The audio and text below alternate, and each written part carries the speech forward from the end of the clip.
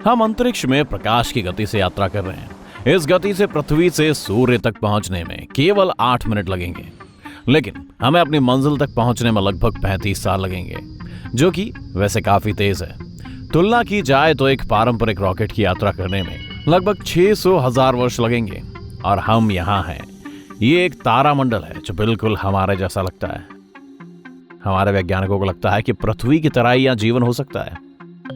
एक लाल बौना ग्रह जो सूर्य के आकार और वजन का 30% है, इस तारामंडल के केंद्र में स्थित है। ये ग्रह है जो सूर्य की परिक्रमा करते हैं और हमें बेहद ज्यादा दिलचस्प लगते हैं। इनमें से पहला है L9859b। इसका आकार पृथ्वी और मंगल के बीच का है, लेकिन ये बहुत हल्का है। इसका मास शुक्र ग्रह का केवल आधा है, लेकिन चट्टान के बने इस ग्रह पर जीवन असंभव है। ये होस्ट तारे के बहुत करीब है और ये इतना गर्म है कि अगर आप उसकी सतह पर केक को बेक करने की कोशिश करेंगे तो बस जल जाएगा। ये आपके अवन के अधिकतम तापमान से करीब 100 डिग्री अधिक है। पृथ्वी के 365 दिनों की तुलना में ये ग्रह अपने होस्ट तारे का एक चक्कर पूरा करने में केवल 2 दिन लेता है। हम सूर्य से जितनी ऊर्जा प्राप्त करते हैं उसकी तुलना में इसे 22 गुना ज्यादा ऊर्जा मिलती है, तो इसीलिए वहां न केवल गर्मी है बल्कि बहुत खतरनाक विकिरण भी है। अगला ग्रह सूर्य से 28 लाख मील की दूरी पर है। ये दूरी बुध से सूर्य की दूरी से करीब 13 गुना है। यह करीब 3 दिन और 7 घंटों में सूर्य का एक चक्कर पूरा करता है। लेकिन मजे की बात यह है कि यह ग्रह पृथ्वी से 30% बड़ा और वजन में 2 गुना है। इसीलिए यह सुपर अर्थ ग्रहों की कैटेगरी में आता है। ऐसे ग्रह जल, बर्फ, मीथेन और हाइड्रोजन से भरपूर हो सकते हैं। ये कुछ ऐसे तत्व हैं जो जीवन के अस्तित्व के लिए जरूरी हैं। कई वैज्ञानिक मानते हैं कि ऐसे ग्रहों पर पृथ्वी या उसके वायुमंडल से बाहर की सभ्यताएं रह सकती हैं, लेकिन ग्रह के बहुत ज्यादा वजन के कारण इनमें एक मजबूत गुरुत्वाकर्षण बल है। इसीलिए ऐसे में ये सभ्यताएं अंतरिक्ष में उड़ान नहीं भर पाएंगी, क्योंकि उनके लिए सुपर अर्थ ग्रह के गुरुत्वाकर्षण से बाहर निकलना मुश्किल होगा। हालांकि यहाँ जीवन संभव नहीं है, क्योंकि यह ग्रह अभी भी सूर्य के बहुत करीब है और हमारे सौर मंडल की तरह ही इसके पास के 2 ग्रह बहुत गर्म हैं। लेकिन तीसरे ग्रह में कुछ उम्मीद नजर आती है। L9859d ये पृथ्वी से लगभग 2 गुना भारी और 50% बड़ा है। वैज्ञानिकों के अनुसार इसके मास का करीब 1/3 हिस्सा पानी हो सकता है। तुलना के लिए पृथ्वी पर मौजूद कुल जल का मास केवल 0.02% है। जल की उपस्थिति जीवन के लिए बेहद जरूरी है, लेकिन हम केवल अनुमान लगा सकते हैं कि पानी कहाँ होगा। ये सतह पर हो सकता है, पर उच्च तापमान महासागरों को भाप के बड़े बादलों में बदल सकता है। लेकिन पानी सतह के नीचे भूजल के रूप में भी हो सकता है। हम अभी निश्चित रूप से ये नहीं जान सकते हैं। आइए तारामंडल में अगले ग्रह की ओर चलते हैं। ये नया खोजा गया ग्रह सुपर वीनस कैटेगरी का है। L9859e ये चट्टान का बना एक बड़ा ग्रह है जो पृथ्वी के आकार का 3 गुना है। सुपर वीनस कैटेगरी का मतलब है कि ये ग्रह इतना भारी है कि उसमें एक वातावरण मौजूद है, लेकिन वहाँ स्थिति किसी ग्रीन हाउस जैसी है। वहाँ के वातावरण में विभिन्न गैसें भरी हुई हैं। तारे की किरणें उनसे होकर ग्रह की सतह तक जाती हैं, परावर्तित होती हैं और ऊपर की ओर चली जाती हैं, लेकिन घनी गैसें उन्हें वातावरण से बाहर नहीं निकलने देती। इसीलिए ग्रह और अधिक गर्म हो जाता है। ये वो ग्रीन हाउस प्रभाव है जिससे हम पृथ्वी को बचाने के लिए बहुत प्रयास करते हैं। ऊपर से तारकीय हवा वायुमंडल की ऊपरी परतों से भाप और अन्य तत्वों को बाहरी अंतरिक्ष में ले जाती है। ऐसे ग्रह पर जीवन संभव नहीं है और ना ही उसकी उत्पत्ति हो सकती है। ठीक वैसे ही जैसे पृथ्वी के जुड़वां ग्रह कहे जाने वाले शुक्र ग्रह पर अब तक हमने जितने भी ग्रह देखे वे सभी होस्ट तारे के रहने के काबिल इलाके से बाहर हैं। ये वही स्वीट स्पॉट है जो सूरज से एकदम सही दूरी पर हो, इतना करीब भी नहीं कि ग्रह बहुत गर्म हो जाए और वहां का पानी तुरंत भाप बन जाए, और इतना दूर भी नहीं कि जिससे ग्रह ठंडे रेगिस्तान की तरह दिखे। ग्रह बी, सी, डी और ई होस्ट तारे के बहुत करीब हैं। लेकिन इस तारामंडल में एक और काल्पनिक ग्रह एफ है जो इस स्वीट स्पॉट पर स्थित है। यह सुपर अर्थ ग्रह हमारे ग्रह से 2.5 गुना भारी है। इसीलिए हमें उम्मीद है कि ये एक चट्टानी ग्रह है, ठीक इस तारामंडल के अन्य ग्रहों की तरह। ग्रह एफ का वजन घने वातावरण के लिए सही है।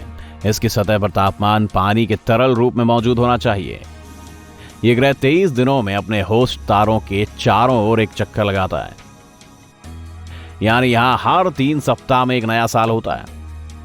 हालांकि इसकी संभावना बहुत कम है कि वहां कोई सभ्यता है जो इसे मानती है। वास्तव में इस ग्रह के अस्तित्व पर भी सवाल हैं, क्योंकि हमारे पास अभी भी कोई भी वाजिब सबूत नहीं है। अन्य सभी ग्रहों की खोज ट्रांजिट विधि से की गई है। इसमें हम अपनी दूरबीन को सीधे किसी तारे की ओर करते हैं और उसकी चमक में परिवर्तित होते देखते हैं। जब तारे की चमक में थोड़ी सी कमी आती है, इसका मतलब तभी हमारे और तारे के बीच से एक ग्रह गुजरता है। इस बिंदु की तरह जब ग्रह तारे के बैकग्राउंड में होता है, तब उस ग्रह के आकार और गति का पता लगाने के लिए हमारे पास बहुत कम समय होता है। कभी कभी हम सौर डिस्क पर बुध और शुक्र के ऐसे ट्रांजिट देख सकते हैं। अंतरिक्ष में दूर कहीं करीब 29 ऐसे ग्रह हैं जो रहने के काबिल हैं, जो इसी तरह पृथ्वी का निरीक्षण कर सकते हैं। इसके लिए लगभग 1715 तारे कुछ सौ प्रकाश वर्ष की दूरी के बीच मौजूद हैं। हर तारे के चारों ओर ग्रह हैं, लेकिन उनमें से केवल 29 ही रहने के काबिल जगह में गिने जाते हैं। तो वहां वास्तव में जीवन और एक बुद्धिमान सभ्यता हो सकती है। यदि ऐसा है तो वे अपने दूरबीन को सूर्य की ओर कर सकते हैं और सौर डिस्क के पार जाता हुआ एक छोटा बिंदु देख सकते हैं, और हो सकता है वे ऐसा कम से कम पिछले 5000 सालों से कर रहे हो। इसीलिए वो देख सकते हैं कि हमारी सभ्यता का जन्म कैसे हुआ और हम कैसे विकसित हुए। यही नहीं, ये ग्रह हमारे रेडियो संकेतों और यहाँ तक कि टेलीविजन प्रसारणों को समझने के काफी करीब हैं। लेकिन ये दोनों तरह से काम करता है। रेडियो सिग्नल प्रकाश की गति से अंतरिक्ष में यात्रा करते हैं। हमने लगभग 100 साल पहले इस तकनीक में महारत हासिल कर ली थी। तो अगर वहाँ वास्तव में कहीं कोई सभ्यता है तो हमने उनका संकेत जरूर पकड़ा होता, लेकिन अब तक ऐसा नहीं हुआ है। इसलिए हमारे पास इन ग्रहों पर जीवन के अस्तित्व का कोई प्रमाण नहीं है। L9859 जैसे तारामंडल की खोज हमारे लिए बहुत महत्वपूर्ण है, क्योंकि हम हमेशा अपने सौर मंडल के बाहर जीवन की तलाश में रहते हैं। सुपर अर्थ कैटेगरी के ग्रह जीवन की उत्पत्ति के लिए पृथ्वी से भी ज्यादा अनुकूल हैं। ऐसे ग्रहों को कभी कभी सुपर हैबिटेबल भी कहा जाता है। तो कुछ वैज्ञानिक सोचते हैं कि पृथ्वी जीवन के लिए एक सही जगह है, लेकिन सबसे अच्छी जगह नहीं है। सुपर हैबिटेबल ग्रहों को पृथ्वी से 30% बड़ा और 2 गुना भारी होना चाहिए। इससे मजबूत गुरुत्वाकर्षण पैदा होगा, जो ग्रह पर वातावरण को सघन और ऑक्सीजन बढ़ाने का काम करेगा। बदले में ये ग्रह का औसत तापमान को 25 डिग्री सेल्सियस तक बढ़ा देगा, इसलिए वहां पौधे पनपेंगे। इसके साथ ही मजबूत गुरुत्वाकर्षण ग्रह की सतह को और सपाट करता है, इसलिए वहां पृथ्वी की तुलना में ज्यादा महासागर हो सकते हैं। इससे वहां जलीय जीवन संपन्न तौर पर बन जाएगा। होस्ट तारा भी एक बहुत ही महत्वपूर्ण भूमिका निभाता है। ये सूर्य से छोटा होना चाहिए। तारा जितना बड़ा होता है, उसकी ऊर्जा उतनी ही अधिक खत्म होती है। इसका मतलब है कि ऐसे तारों का जीवन काल बहुत कम होता है। उदाहरण के लिए सूर्य का जीवन काल लगभग 10 अरब वर्ष है, लेकिन एक लाल बोना तारा 30 अरब वर्ष तक जीवित रह सकता है। अधिक समय मतलब जीवन के जन्म और विकास के लिए अधिक अवसर। अब तक वैज्ञानिकों ने 24 ग्रहों की खोज की है, लेकिन अभी भी इसका मतलब ये नहीं है कि वहां वास्तविक रूप से जीवन है। लेकिन कुछ वैज्ञानिकों का मानना है कि पृथ्वी के अलावा हमारी आकाशगंगा में पहले से ही कम से कम 36 एडवांस सभ्यताएं हैं। उन्होंने स्टार मैप के समान दुनिया की खोज की है। सबसे पहले हम ऐसे तारे देखते हैं जो पूरी आकाशगंगा में लगभग 100 अरब तारों के बीच सूर्य के जैसे दिखते हैं। अब हम उनमें से ऐसे ग्रह चुनते हैं जो आयरन से भरपूर होते हैं।